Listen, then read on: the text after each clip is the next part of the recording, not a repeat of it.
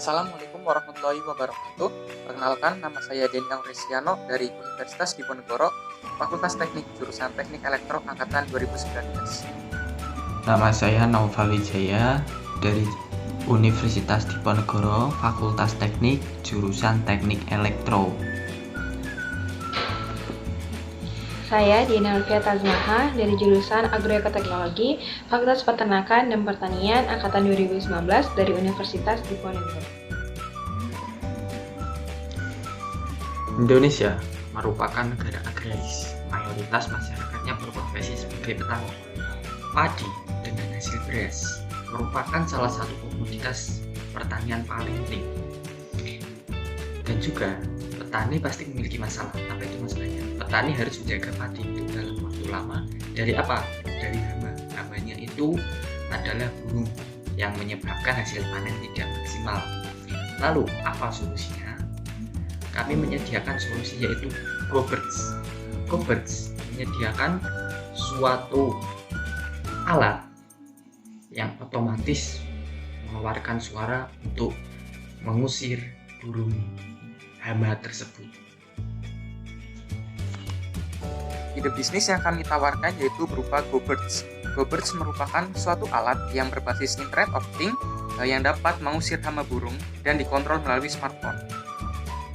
Cara kerja dari GoBirds adalah dengan menghasilkan suara yang dapat mengusir burung dan dikontrol dengan jarak jauh melalui aplikasi Telegram yang ada pada smartphone.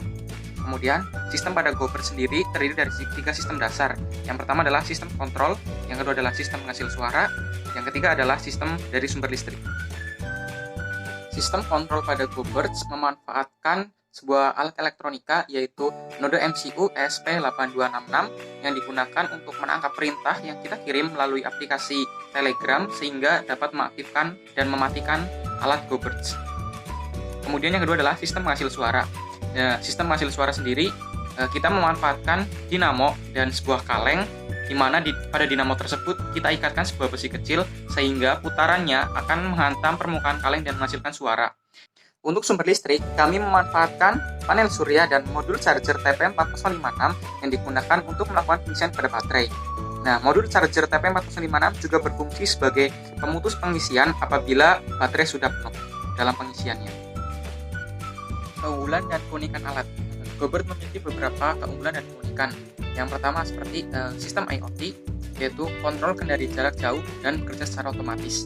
Kemudian yang selanjutnya adalah menggunakan panel surya yang ramah lingkungan dan efisien. Yang ketiga adalah modul charger dengan sistem keamanan charging. Kemudian yang terakhir adalah pengoperasian alat yang simpel melalui Telegram. Untuk pemasaran, kami menargetkan kepada para petani tradisional, khususnya di daerah Jawa Tengah, yang memiliki lahan yang luas dan juga tergabung pada komunitas para petani.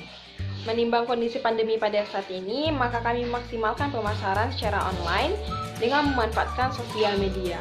Pemasaran kami lakukan dengan paid advertising atau iklan berbayar, yakni menggunakan Facebook Ads dan juga Google Ads.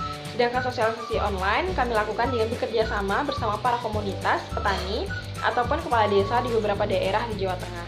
Dengan memanfaatkan sosial media yakni WhatsApp dan juga Facebook, kami membuat grup guna untuk penyampaian informasi secara menyeluruh kepada para petani. Untuk mekanisme produksi sendiri, kami melakukan perancangan sementara dengan membuat bot beserta kode pengaktifannya. Nanti alat akan diprogram sesuai dengan bot dan akan dilakukan uji coba. Produk yang sampai ke customer adalah alat yang sudah dirangkai, yang nantinya akan dikirimkan juga nama bot beserta kode pengaktifannya. Customer hanya tinggal mencari bot di Telegram dan memasukkan kode untuk mengaktifkan ataupun menonaktifkan dari alat. Berdasarkan analisis SWOT yang telah kami lakukan pada produk kami, maka dapat disimpulkan bahwa produk kami unggul karena dapat menghemat tenaga dan juga waktu bagi para petani dalam proses pengolahan pertanian padi. Juga dapat meningkatkan hasil panen karena dapat terusirnya hama burung pipit. Yang ketiga, alat kami juga ramah lingkungan sehingga tidak menimbulkan limbah ataupun mengurangi dari populasi burung tersebut. Sedangkan kesulitan yang akan kami hadapi adalah pemasaran yang cukup sulit karena di tengah pandemi seperti ini. Juga promosi yang sulit karena banyaknya para petani yang minim pengetahuan akan sosial media. Sedangkan peluang yang akan kami tangkap adalah kesejahteraan petani yang semakin meningkat karena hasil panen yang juga semakin meningkat. Gobert sendiri juga dapat menjadi investasi untuk kedepannya. Gobert sendiri juga dapat menjaga ekosistem alam. Untuk ancaman yang mungkin akan kami hadapi adalah petani yang enggan untuk mengeluarkan biaya yang berlebih dalam proses pengelolaan pertanian padi, dan juga minimnya pengetahuan para petani tradisional terhadap teknologi. Untuk customer relation, kami mengirimkan broadcast melalui WA bisnis terkait promo ataupun diskon. Kemudian kami juga memberikan pelayanan after sale service sehingga memastikan para petani dapat menggunakan produk dengan baik dan juga merasakan kepuasan dari Gobert. Untuk channel, kami menjalin kerjasama dengan para komunitas petani di Jawa Tengah dengan membentuk grup WhatsApp sehingga memudahkan komunikasi kepada para petani. Kemudian kami juga melakukan paid advertising atau iklan berbayar menggunakan FB Ads dan juga Google Ads. Juga ada word of mouth atau mulut ke mulut, dan juga kami menggunakan agen pengiriman jasa barang yakni JNE dan juga JNT. Untuk customer segment, kami menargetkan kepada para petani di daerah Jawa Tengah yang memiliki lahan pertanian padi dan juga komunitas-komunitas petani yang masih menggunakan alat-alat tradisional.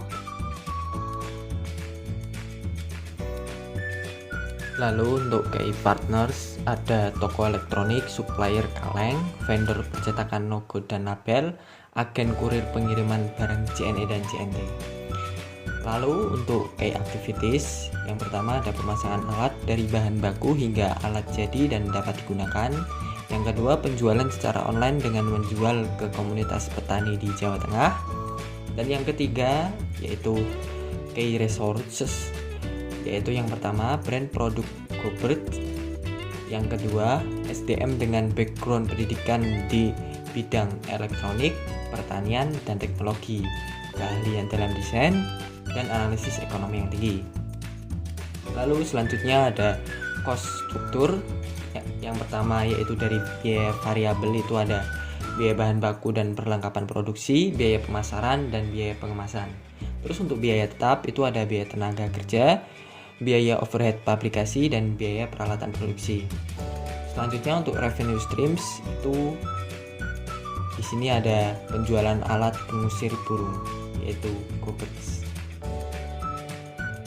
Dan ini adalah struktur organisasi dari Gobert itu sendiri, di mana Denny Anggun Reskiano sebagai Chief Executive Officer, di mana dia bertugas untuk mengatur semua aspek dalam bisnis itu. Sedangkan selanjutnya adalah Naufal Wijaya sebagai Human Resource and Marketing yang bertugas sebagai pengatur sumber daya manusia dan pemasaran.